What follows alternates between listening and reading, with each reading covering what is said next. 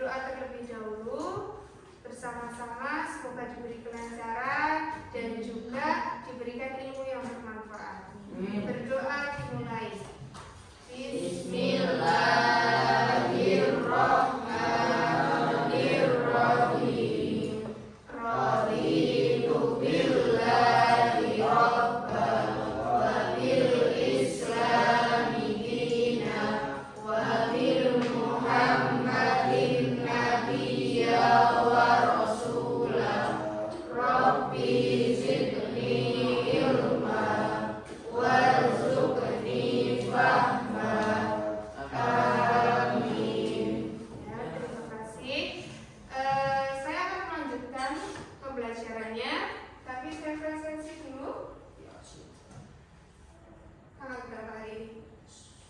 1.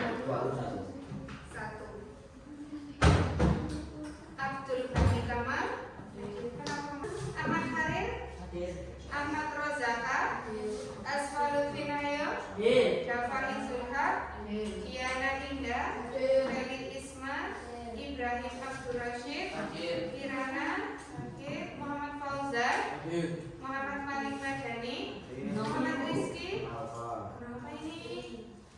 Kenapa ya? Kenapa kira-kira? Itu laptopnya mati. Kemudian Sawan Jamilatul, Sifati Solihah, Sukmanur Laila, Tirta Gustian, Yusrina Nahya, Safaulia, dan Siva Nurah. Masih berarti 2 anak yang tidak hadir ya. Oke, saya akan melanjutkan pertemuan minggu lalu. Kemarin ya. Saya akan melanjutkan pertemuan kemarin. Kita sudah belajar tentang apa kemarin? Apa? Diagram batang. Berarti kita sudah mengumpulkan data. Data apa yang kita kumpulkan kemarin? Dan berbagai. Terus disajikan dalam bentuk tabel dan juga diagram batang. Hari ini kita akan belajar histogram dan juga diagram lingkaran. Kemarin ada diagram lingkaran, ada diagram garis. Kita akan melanjutkan dan membaca diagram serta menyimpulkan dari penyajian data yang kemarin kalian cari ya. Oke. Sebelum kita melanjutkan, saya punya video tentang penyajian data.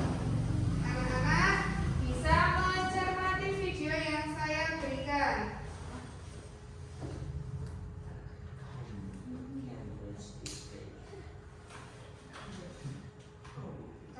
Hai adik-adik, ketemu lagi sama Kak Titi. Kali ini kita akan belajar penyajian data. Pada pembahasan kali ini, kakak akan menjelaskan apa itu data dan cara menyajikan data ke dalam bentuk tabel ataupun diagram.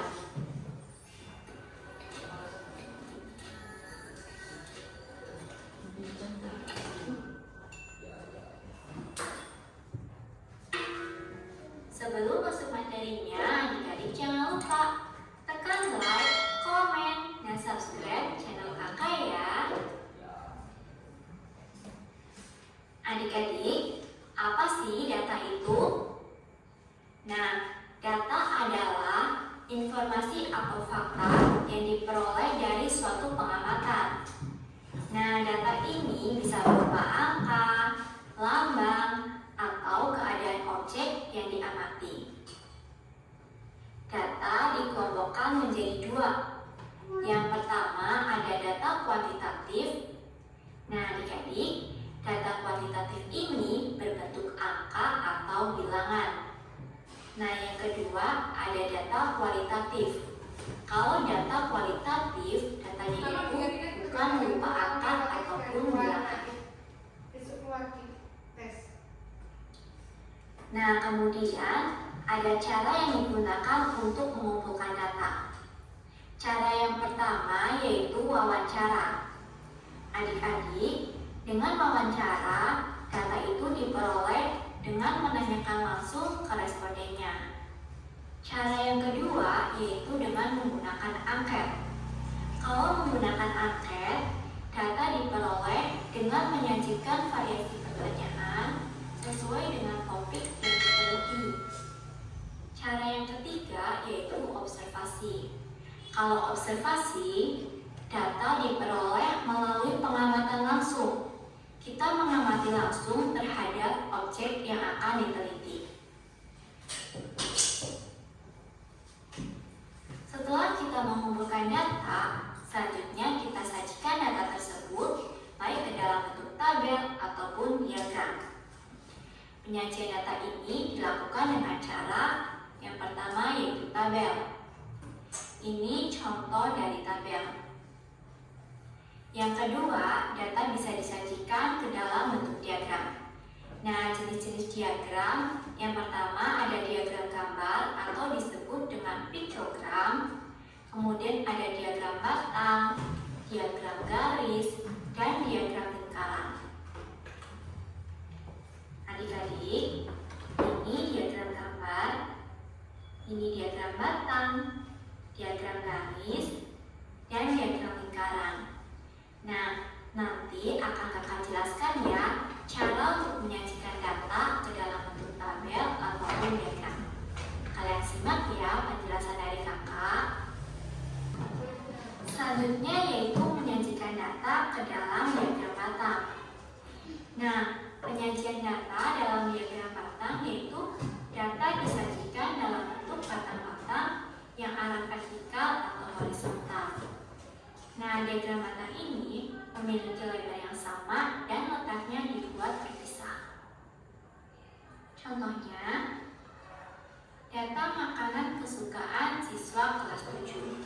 Datanya ada bakso, itu ada 20 siswa yang menyukai soto, 25 siswa, menyukai sate ada 15 siswa, yang menyukai somai ada 20 siswa, dan yang suka seblak ada 30 siswa. Dari kumpulan data di atas, sajikan dalam bentuk diagram batang.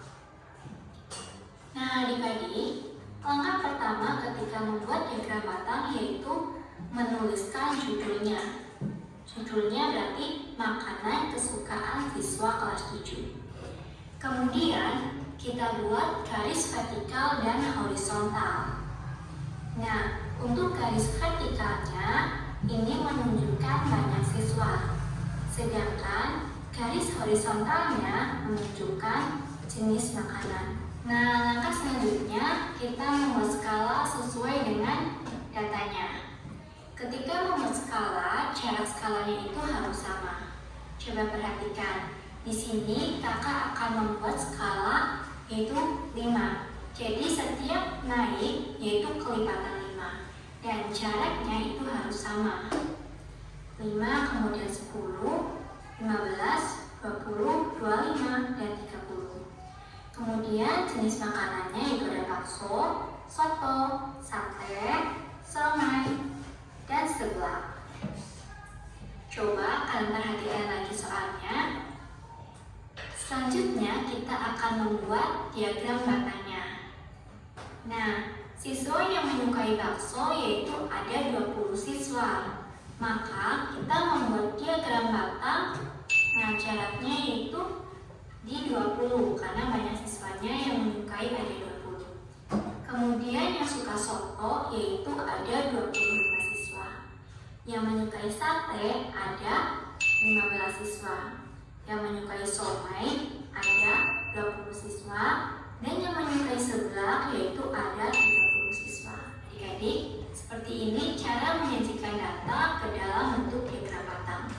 Yang perlu diingat, ketika membuat skala, jaraknya itu harus sama besar ya, sehingga hasil dari gambarnya itu menjadi menarik dan rapi. Sekarang kita lanjutkan lagi. Misalkan data berat badan siswa.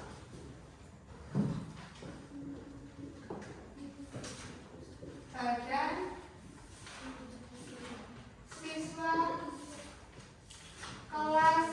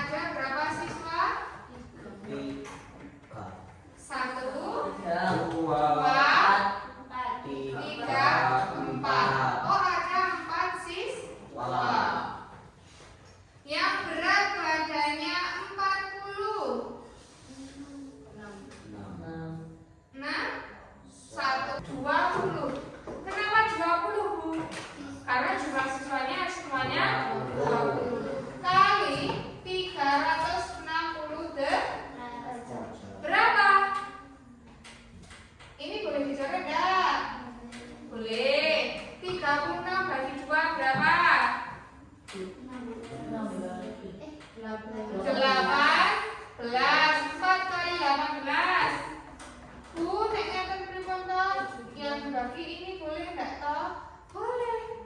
4 bagi 2? 2 kali 3 6 72 derajat. Berat 40 kilo. Jadi ini diagram lingkaran. Paham enggak? Berarti harus bisa menghitungnya ya. Harus diberi apa sebenarnya langkah pertama? Sudah apa? Diagram berat badan siswa kelas. Silakan dikerjakan ya. Nanti ya ditulis di soalnya langsung tampil boleh ya. Yang nggak kelihatan tidak diperbesar lagi.